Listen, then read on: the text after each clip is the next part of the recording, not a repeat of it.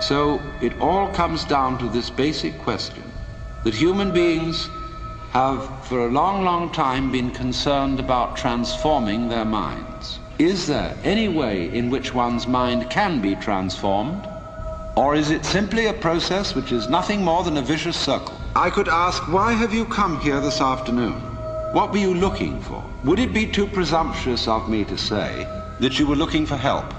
That you hoped you would hear somebody who had something to say that would be of help and relevance to you as members of a world which is running into the most intense difficulty. A world beset by a complex of problems, any one of which would be bad enough. But when you add together all the great political, social, and ecological problems with which we are faced, they are appalling. And one naturally says, the reason why we are in such a mess is not simply that we have wrong systems for doing things, whether they be technological, political, or religious, but we have the wrong people. The systems may be all right, but they are in the wrong hands because we are all, in various ways, self-seeking, lacking in wisdom, lacking in courage, afraid of death, afraid of pain, unwilling really to cooperate with others, unwilling to be open to others. And we all think that's too bad. It's me that's wrong. And if only I could be the right person.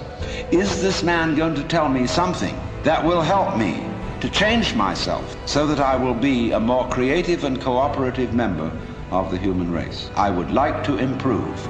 So in so many people's minds and from so many different angles, there is this urgent feeling that I must improve me. And this is critically important because it's obvious that, at least it's superficially obvious, that the way things are, we are going to hell fast. Now in this question, can I improve me? There is the obvious difficulty that if I am in need of improvement, the person who's going to do the improving is the one who needs to be improved. And there immediately we have a vicious circle. All right, you want grace. Well, ask God, maybe he'll give it to you. And the theologian will tell you, yes, God gives his grace freely. He gives it to all because he loves all. It's here like the air. All you have to do is receive it. Or a more orthodox, a Catholic Christian would say, all you have to do is to be baptized, to take the holy sacrament of the altar, the bread and wine, the body and blood of Christ, and there is the grace right there. And it's given by these simple physical means so that it's very easily and readily available. Well, a lot of people got baptized, and it doesn't always take.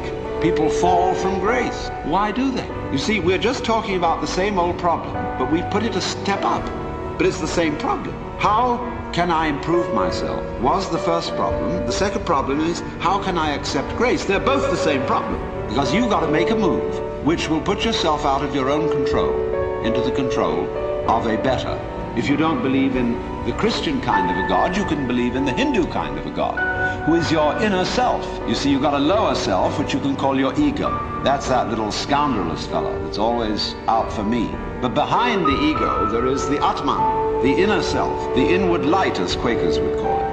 The real self, the spirit, which is substantially identical with God. So you've got to meditate in such a way that you identify with your higher self. Now, how do you do that? Well, you start by watching all your thoughts very carefully, watching your feelings, watching your emotions, so that you begin to build up a sense of separation between the watcher and what is watched, so that you are, as it were, no longer carried away by your own stream of consciousness. You remain the witness, impassively, impartially, suspending judgment and watching it all go on. That seems to be something like progress. At least you're taking an objective view of what is going on. You are beginning to be in a position to control it, but just wait a minute. Who is this self behind the self, the watching self? Can you watch that one? It's interesting if you do, because you find out, of course, that this is just as the problem of grace is nothing more than a transposition of the first problem. How am I to be unselfish? By my own power. It becomes how am I to get grace by my own power. So in the same way we find that the watching self or the observing self behind all our thoughts and feelings is itself a thought. That is to say, when the police enter a house in which there are thieves, the thieves go up from the ground floor to the first floor. When the police arrive on the first floor, the thieves have gone up to the second, and so to the third, and finally out to the roof. And so when the ego is about to be unmasked, it immediately identifies with the higher self. It goes up a level. Because the religious game is simply a refined and highbrow version of the ordinary game. How can I outwit me? How can I one-up me? So, if I find, for example, that in the quest for pleasure, the ordinary pleasures of the world, food, sex, power, possessions, all this becomes a drag, and I think, no, it isn't there. So I go in for the arts, literature, poetry, music, and I absorb myself in those pleasures. And after a while, they aren't the answer. So I go to psychoanalysis, you see. And then I found out that's not the answer. I go to religion. But I'm still seeking what I was seeking when I wanted candy bars. I want to get that goodie. Only I see now that, of course, it's not going to be a material goodie. All material goodies fall apart. But maybe there's a spiritual goodie that's not going to fall apart. But in that quest, the quest is not different from the quest for the candy bar. Same old story. Only you've refined the candy bar and made it abstract and holy and blessed and so on. You see, the reason you want to be better is the reason why you aren't. Shall I put it like that? We aren't better because we want to be. Because the road to hell is paved with good intentions. Because all the do-gooders in the world, whether they're doing good for others or doing it for themselves, are troublemakers. On the basis of kindly let me help you or you'll drown, said the monkey, putting the fish safely up a tree.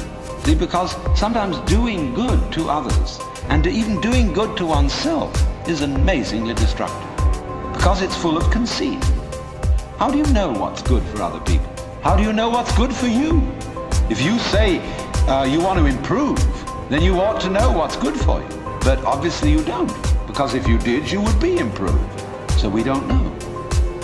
So you see, here again, the problem comes out in genetics.